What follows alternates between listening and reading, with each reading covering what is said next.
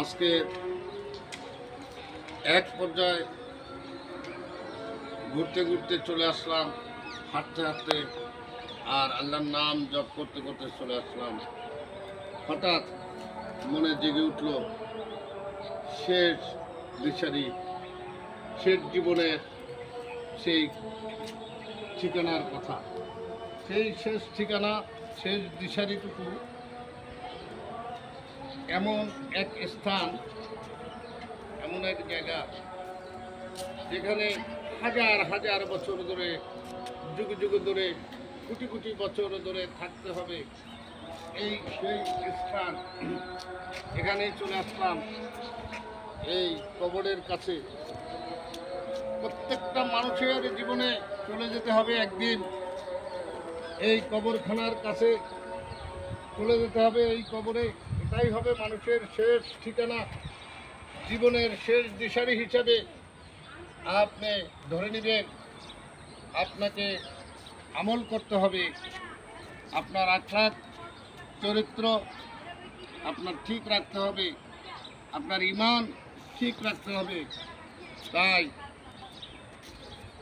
ঈমানকে আপনি মজবুত করার জন্য বেশি বেশি সময় কবরস্থানে দিবেন। বেশি বেশি সময় আপনি কবরস্থানে আসা আপনার মনকে পরিপূর্ণতা করে তুলবে। আপনার জাহেলিয়াত, এই দুনিয়া ভুলে যে আখেরাতের সেই দুনিয়ার কথা আপনার মনে পড়বে। আমি প্রত্যেকটা মুসলমান ভাই ও বোনদেরকে আহ্বান জানাচ্ছি, আপনাদের যখন কাজের অগ্রসর সময় হবে, কাজের অগ্রসর সময়টা আপনারা এক পর্যায়ে নির্জন গহীনে সময় দিবেন এবং কবরস্থানে আসবেন। আর জীবনের শেষ দিশা খুঁজে নেবেন এখান থেকে। এখানে আসলে আপনার মনটা নরম হয়ে যাবে।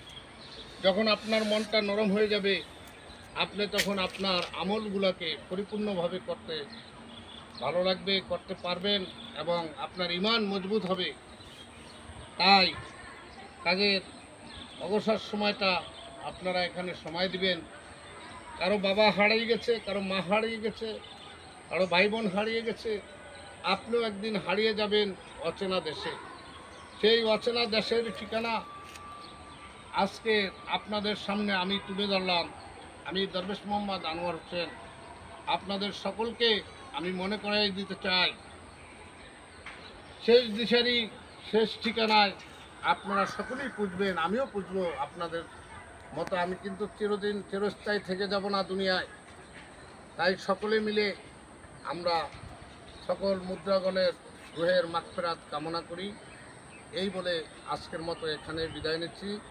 আসসালামু আলাইকুম ওয়া রাহমাতুল্লাহি ওয়া বারাকাতুহু। ইয়া মুর্শিদ ওলি আল্লাহ, ইয়া মুর্শিদ ওলি আল্লাহ। আমিন সুম্মা আমিন।